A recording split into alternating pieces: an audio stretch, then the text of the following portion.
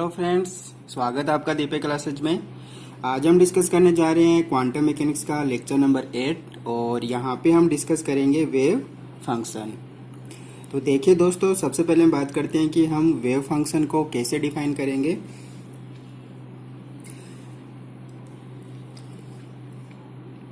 तो यहाँ पे देखिए दोस्तों कि वेव फंक्शन जो होता है वो आपका रिप्रेजेंट करता है किसी पार्टिकल की किसी टाइम टी पे पोजीशन। तो wave function represent the position of A particle at time T in any space.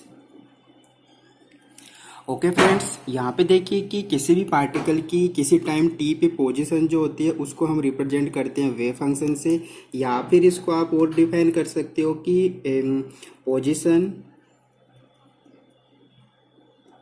Position and state of A particle और सिस्टम।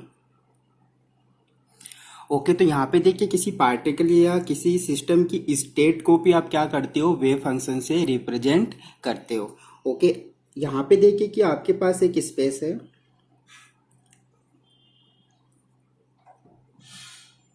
ओके, यहाँ पे देखिए ये आपके पास में एक 3 डायमेंशनल स्पेस है। ओके, और इसमें एक पार्टिकल जो है वो आपका यहाँ x डायरेक्शन के अंदर आपका पार्टिकल जो है वो रखा हुआ है, या फिर पार्टिकल आपका सिचुएटेड है। ठीक है, और ये टाइम है इसका t। ओके, तो देखिए इस पार्टिकल के लिए आप वेव फंक्शन कैसे डिफाइन करोगे। इस पार्टिकल के जो वेव फंक्शन होगा, ओके, वेव फंक्शन जो होगा उसको आप डिफाइन करोगे साई एक्स टी। ओके, इसको आप डिफाइन करोगे साई एक्स और टी। तो यहाँ पे देखिए साई एक्स टी जो है वो आपका क्या कर रहा है, पार्टिकल की पोजीशन को रिप्रेजेंट कर रहा है कि पार्टिकल जो है वो आपका एक्स पोजीशन पे है और आपका टी टाइम पे है। ओके, और यहाँ पे देखिए कि ये जो आपका स्पेस है, यहाँ पे देखिए इस पार्टिकल की केवल एक्स डायरेक्शन जो है वो चेंज हो रही है। तो ये आपका वेव फंक्शन जो होगा वो आपका होगा इन 1 डायमेंशन। ओके, यहाँ पे पार्टिकल आपका 1D के अंदर है, मतलब 1 डायमेंशन से इसका चेंज हो रहा है। तो ये वेव फंक्शन आपका ओनली 1 डायमेंशन में है। अब देखिए दोस्तों कि यदि आपका पार्टिकल जो है वो 3 डायमेंशंस में है। ओके, यहाँ पे आपका पार्टिकल है जिसकी आपका 3 डायमेंशंस में है, एक्स वाई जेड तीनों डायरेक्शन चेंज हो रही है, जिसका पोजीशन वेक्टर आर आप डिफाइन करते हो एक्स आई कैप प्लस वाई जे कैप प्लस जेड के कैप। ओके, जिसका पोजीशन वेक्टर आप ऐसे डिफाइन करते हो। ओके, तो इस पार्टिकल का जो वेव फंक्शन होगा, ओके, इस पार्टिकल के वेव फंक्शन को आप डिफाइन करोगे psi R and T. Okay, और ये वेव फंक्शन जो होगा ये होगा आपका इन 3 डायमेंशन। ओके, तो यहाँ पे देखिए कि इस पार्टिकल के लिए जो आपका 3 डायमेंशंस में है उसका वेव फंक्शन आप डिफाइन करोगे साई आर टी। तो ऐसे हम किसी भी पार्टिकल की पोजीशन या फिर किसी भी आपका सिस्टम या पार्टिकल की स्टेट को आप रिप्रेजेंट करते हो साई आर टी से। अब देखिए दोस्तों कि ये जो आपका वेव फंक्शन होता है जो आपका 1 डायमेंशंस भी हो सकता है, आपका 2 एंड 3 डायमेंशंस भी हो सकता है। ओके, तो ये वेव फंक्शन जो होता है ये देखिए क्या करता है, ये वेव फंक्शन आपका wave function include all the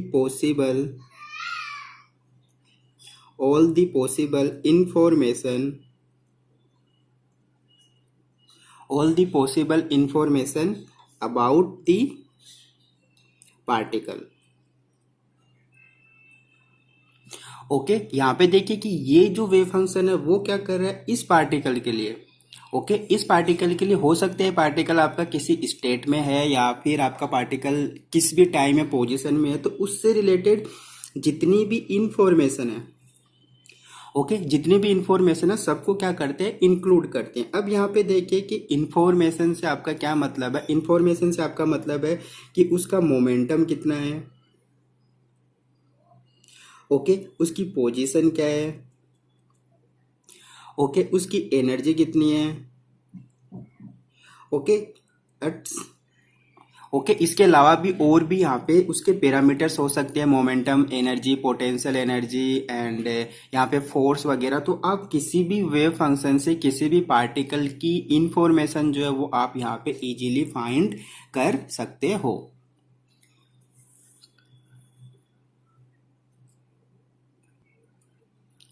अब देखिए दोस्तों, हम बात करते हैं conditions for a physically accepted wave function. Okay, यहाँ पे देखिए हम कुछ कंडीशंस की बात करेंगे। ओके, कुछ कंडीशंस की यहाँ पे हम बात करेंगे कि वेव फंक्शन के लिए होना जरूरी है, तभी वो वेव फंक्शन क्या होगा, आपका फिजिकली एक्सेप्टेड होगा, या फिर आप उसको फिजिकली एक्सेप्टेड कर सकते हो। तो देखिए उस वेव फंक्शन की, ये जो वेव फंक्शन है जिसको हमने अभी डिफाइन किया था कि वेव फंक्शन जो होता है वो किसको रिप्रेजेंट करता है। ओके, अब देखिए कि इसकी कंडीशंस क्या होती है। ओके, यहाँ पे देखिए फर्स्ट कंडीशन की हम बात करते हैं कि psi R T. Okay, psi R T क्या हो गया आपका 3 डायमेंशंस के अंदर, और साई एक्स टी आपका क्या हो गया 1 डायमेंशंस के अंदर। ओके, तो देखिए साई एक्स टी और psi R T should be finite. Okay, should be finite, single valued,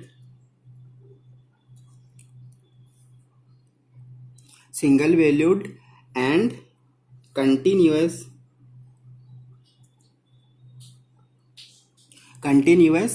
everywhere in space. Okay, यहाँ पे देखिए कि वेव फंक्शन जो है उसकी फर्स्ट कंडीशन क्या है कि वो आपका फिजिकली एक्सेप्टेड रहे। उसके फर्स्ट कंडीशन है कि आपका वेव फंक्शन जो है वो फाइनाइट होना चाहिए। ओके, उसकी फाइनाइट वैल्यू होनी चाहिए, वो आपका सिंगल वैल्यूड होना चाहिए। ओके, और वो आपका क्या होना चाहिए, कंटिन्यूअस होना चाहिए, एवरीवेयर इन स्पेस। यहाँ पे देखिए स्पेस का मतलब है कि जिस स्पेस में आप अपने वेव फंक्शन को डिफाइन कर रहे हो। ओके, फर्स्ट कंडीशन हो गई आपकी। यहाँ पे देखिए इसको हम थोड़ा नॉर्मली समझते हैं। यहाँ पे देखिए ये आपके पास में एक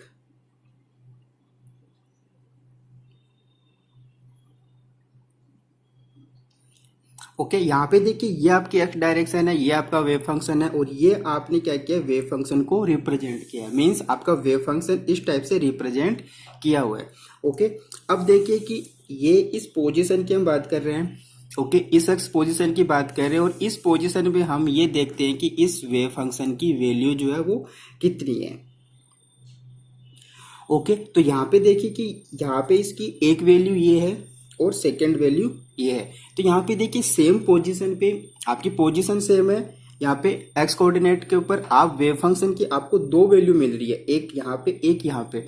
ओके, और कंडीशंस के अकॉर्डिंगली क्या है कि आपकी जो वैल्यू है वो क्या होनी चाहिए, सिंगल वैल्यूड होनी चाहिए। तो ये जो वेव फंक्शन जो होगा वो आपका फिजिकली एक्सेप्टेड नहीं होगा। ओके, क्योंकि यहाँ पे मल्टीपल वैल्यू आ रही है, इसकी 2 वैल्यू आ रही है। Okay,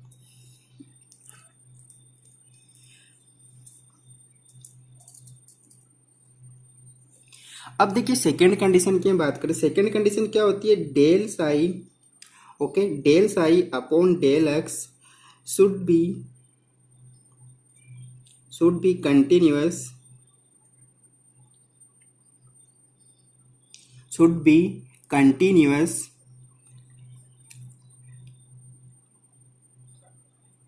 everywhere in space. Okay, यहाँ पे देखिए सेकंड कंडीशन क्या है कि फर्स्ट डेरिवेटिव जो होगा किसी भी वेव फंक्शन का, फर्स्ट डेरिवेटिव जो होगा वो क्या होना चाहिए, आपका कंटिन्यूअस होना चाहिए। ये क्या है, इसकी सेकंड कंडीशन है। ओके, इसको भी देखिए हम सिंपल डायग्राम से समझने की कोशिश करते हैं। ओके, यहाँ पे देखिए ये मैंने एक वेव फंक्शन को यहाँ पे प्लॉट किया है। ओके, वेव फंक्शन को प्लॉट किया है, तो यहाँ पे देखिए कि साई जो है del psi upon del x जो है वो क्या है कि यहाँ तक कंटिन्यूस है, फिर यहाँ पे डी कंटिन्यूस होने लग गया, मतलब d psi upon del x is discontinuous. Okay, यहाँ पे del psi upon del x क्या आपका डिसकंटिन्यूस है, इसका मतलब ये भी क्या होगा आपका फिजिकली एक्सेप्टेड वेव फंक्शन नहीं होगा। अब देखिए हम बात करते हैं थर्ड कंडीशन की। थर्ड कंडीशन आपकी क्या होगी कि साई एक्स टी, ओके, और psi R T should be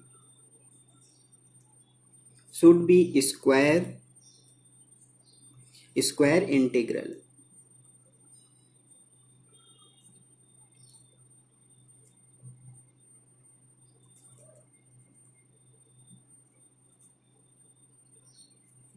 okay, यहाँ पे देखिए थर्ड कंडीशन क्या है आपकी, साई एक्स टी और psi R T should be square integrable. Means आपका जो वेव फंक्शन है वो आपका स्क्वायर इंटीग्रेबल होना चाहिए। मीन्स आप उसको डिफाइन करोगे minus infinity to infinite psi x t का whole square d x. Okay, ये आपका क्या होना चाहिए, आपका स्क्वायर इंटीग्रल, ये आपका वेव फंक्शन है, इसका स्क्वायर इंटीग्रल जो है यहाँ पे देखिए माइनस इन्फिनिटी टू इन्फिनिटी आपका क्या हो गया all space. Okay, minus infinity to infinity आपका हो गया ऑल स्पेस। तो ये क्या होना चाहिए, स्क्वायर इंटीग्रेबल होना चाहिए। स्क्वायर इंटीग्रेबल का मीन्स होगा यहाँ पे कि इसकी वैल्यू जो होगी वो होगी आपकी फाइनाइट क्वांटिटी। ओके, इसकी वैल्यू क्या होगी आपकी फाइनाइट क्वांटिटी, तभी आप बोलोगे कि इसका स्क्वायर इंटीग्रल जो है वो आपका फाइनाइट वैल्यू रहेगा। तो देखिए दोस्तों, ये थ्री कंडीशन थी जो आपकी एसेंशियल कंडीशंस है किसी भी वेव फंक्शन को फिजिकली एक्सेप्टेड होने के लिए।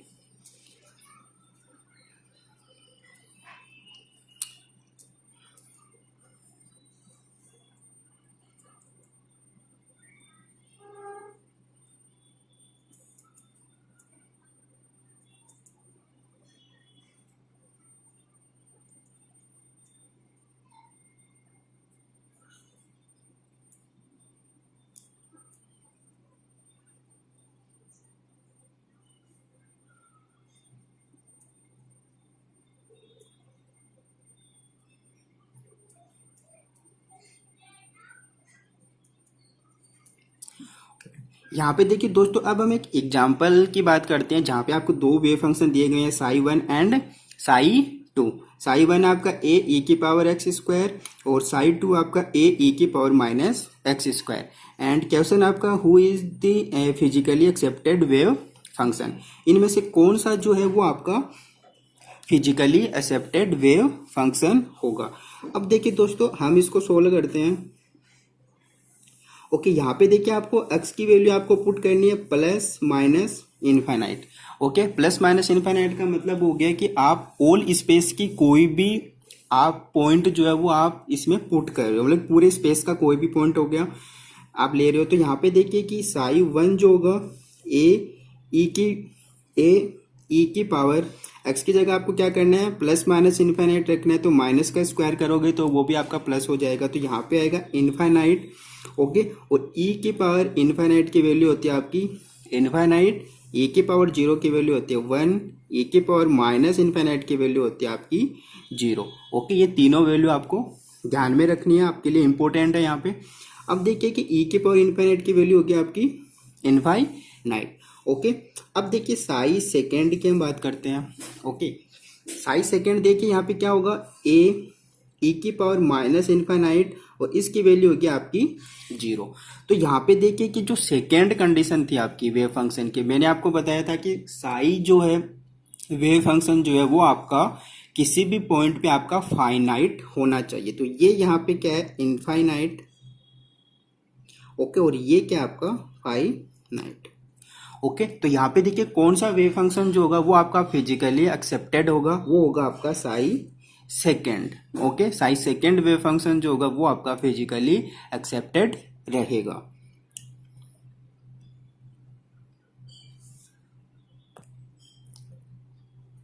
अब देखिए दोस्तों, हम बात कर रहे हैं नॉर्मलाइजेशन ऑफ वेव फंक्शन कि किसी भी वेव फंक्शन का नॉर्मलाइजेशन जो होगा वो क्या होगा।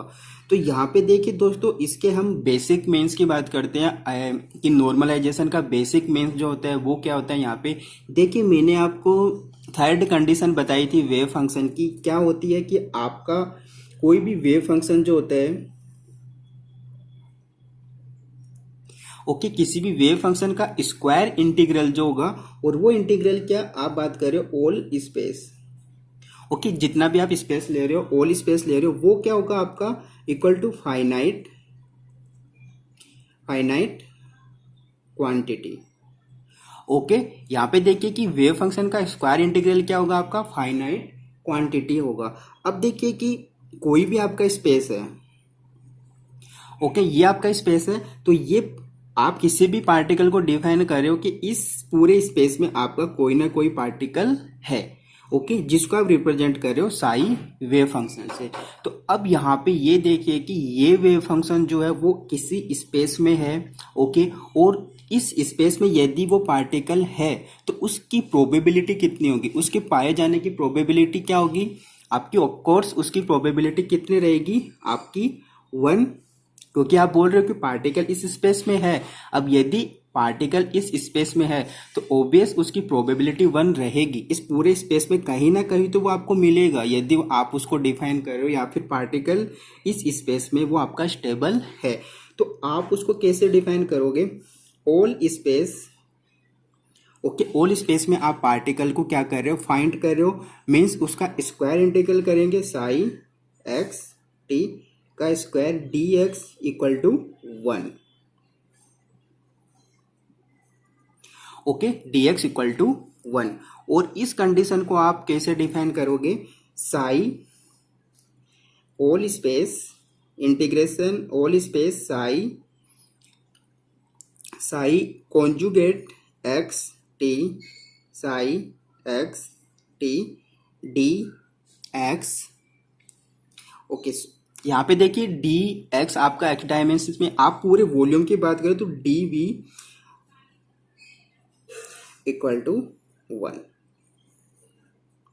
ओके। यहाँ पे देखिए डी वी जो है वो आपको किसका रिप्रेजेंट करेगा, क्योंकि आप इंटीग्रल कर रहे हो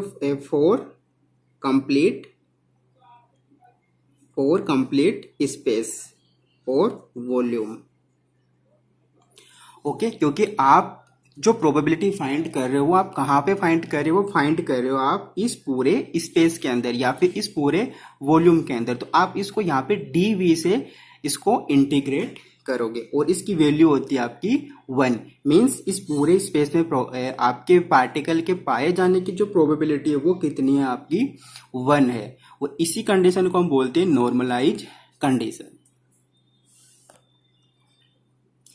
अब देखिए दोस्तों, हम बात करते हैं मेथड ऑफ नॉर्मलाइजेशन की, ओके, कि नॉर्मलाइजेशन करने का मेथड जो है वो आपका क्या रहेगा। और ये जो आपका टॉपिक है ये आपके लिए बहुत ज़्यादा इम्पोर्टेंट है, ओके, क्योंकि यहाँ से आपको आईआईटी जैम, यहाँ पे से आपको गेट, ओके, और यहाँ से आपको नेट, ठीक है, सारे एग्जाम में यहाँ से आपको डायरेक्ट क्वेश्चन मिलने की प्रोबेबिलिटी है, यहाँ पे से आपको डायरेक्ट क्वेश्चन एग्जाम में मिलता है, ओके। तो यहाँ पे देखिए कि मेथड क्या होगा नॉर्मलाइजेशन करने का।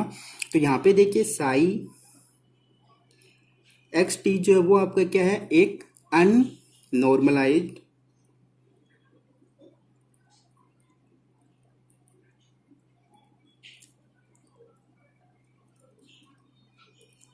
ओके, यहाँ पे देखिए साई एक्स टी क्या आपका unnormalized wave function, okay, and psi x t जो है वो है आपका एन साई एक्स टी, और ये जो आपका है वो है आपका नॉर्मलाइज्ड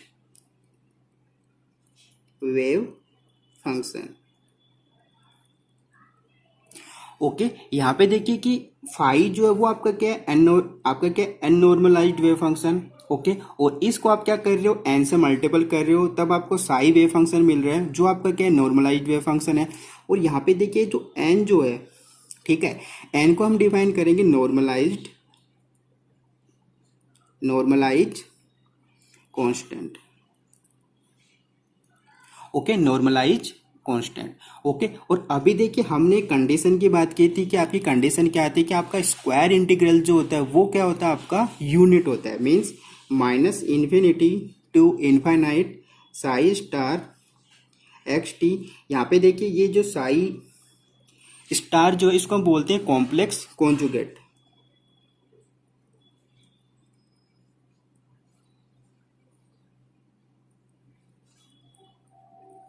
ओके, यहाँ पे साई स्टार होगा आपका वेव फंक्शन साई का कॉम्प्लेक्स कॉन्जुगेट होगा यहाँ पे। ओके, तो इसको डिफाइन करते हैं minus infinity to infinite psi star x t psi x t. Okay, complete आपका वॉल्यूम आप किस में ले रहे हो, d v equal to 1। Okay, equal to 1 हो जाएगा यहाँ पे। अब देखिए यहाँ पे कि साई को आप डिफाइन करो एन फाई एक्स टी से, तो यहाँ पे देखिए इसको आप क्या लिख लोगे, N square okay minus infinity to infinity phi star x t and phi x t d v equal to 1।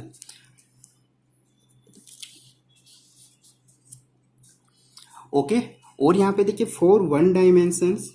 Okay, ये आपका है फॉर 3 डायमेंशंस के लिए, और यहाँ पे आपका 1 डायमेंशंस के लिए क्या हो जाएगा, फॉर 1 डायमेंशंस। 1 डायमेंशंस के लिए क्या हो जाएगा यहाँ पे आपका एन स्क्वायर। ओके, एन यहाँ पे आपका मोड रहेगा। Okay, minus infinity to infinity phi star x t and phi x t d x equal to 1। Okay, and N equal to कितना आ जाएगा यहाँ पे 1 upon root minus infinity to infinity phi star x t and phi x t and d x.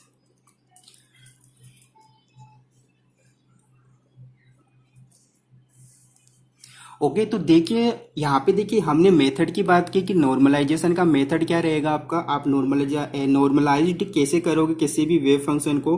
तो देखिए आपके पास कोई भी गिवन वेव फंक्शन रहेगा, आपको स्पेस गिवन रहेगा 1 डायमेंशन 2 डायमेंशन 3 डायमेंशन, तो आपको ये जो फॉर्मूला है ये यहाँ पे आपको अप्लाई करना है। ओके, तो ये होता है आपका normalization and method for normalization की नॉर्मलाइज आप कैसे निकालोगे। ओके, अब देखिए दोस्तों हम यहाँ पे एक एग्जांपल डिस्कस करते हैं। अभी तक हमने डिस्कस किया कि नॉर्मलाइजेशन क्या होता है और नॉर्मलाइजेशन का मेथड जो होता है वो क्या होता है। अब देखिए कि हम एक सिंपल से एग्जांपल से इसको समझने की कोशिश करते हैं। यहाँ पे देखिए आपको एक वेव फंक्शन दिया गया है psi equal to a sine a x, जो आपका नॉर्मलाइज्ड वेव फंक्शन है। ओके, और आपका एक्स जो है जो कि आपका 1 डायमेंशन है, जिसकी रेंज जो है 0 टू ए है, मीन्स इसका ऑल स्पेस जो है वो 0 टू ए है।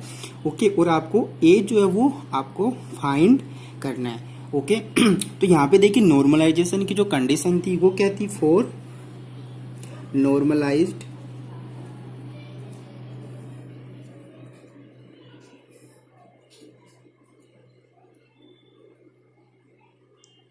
Wave function.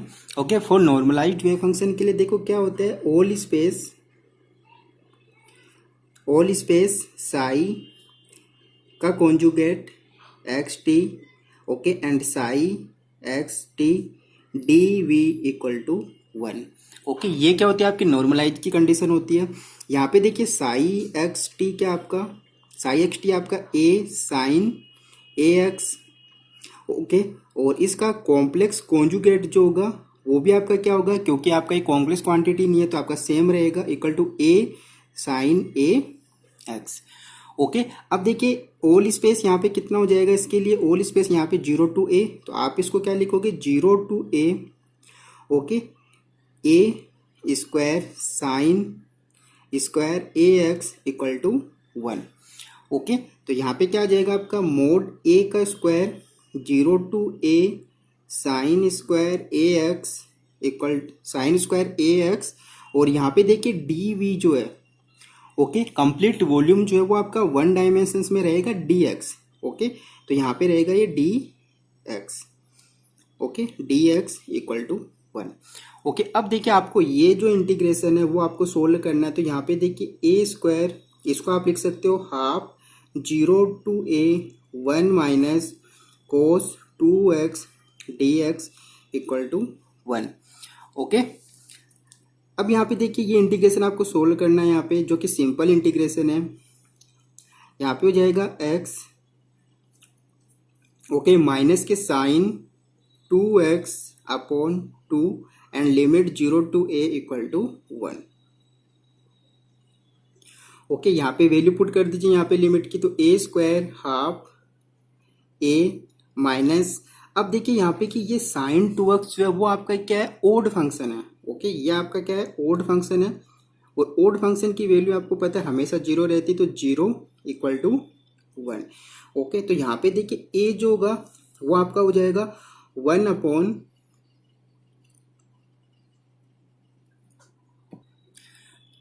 ओके, यहाँ पे देखिए a जो होगा वो आपका क्या हो जाएगा, √2 अपॉन a। ओके, तो a यहाँ पे क्या आपका नॉर्मलाइज्ड कांस्टेंट। ओके फ्रेंड्स, तो ये देखिए कि ये जो आपका एग्जांपल था इसको हमने सोल्व किया। यहाँ पे जो आपकी नॉर्मलाइज की कंडीशन होती है वो हमने अप्लाई की यहाँ पे, और यहाँ पे इसका नॉर्मलाइज्ड कांस्टेंट a जो है वो हमने यहाँ पे निकाला।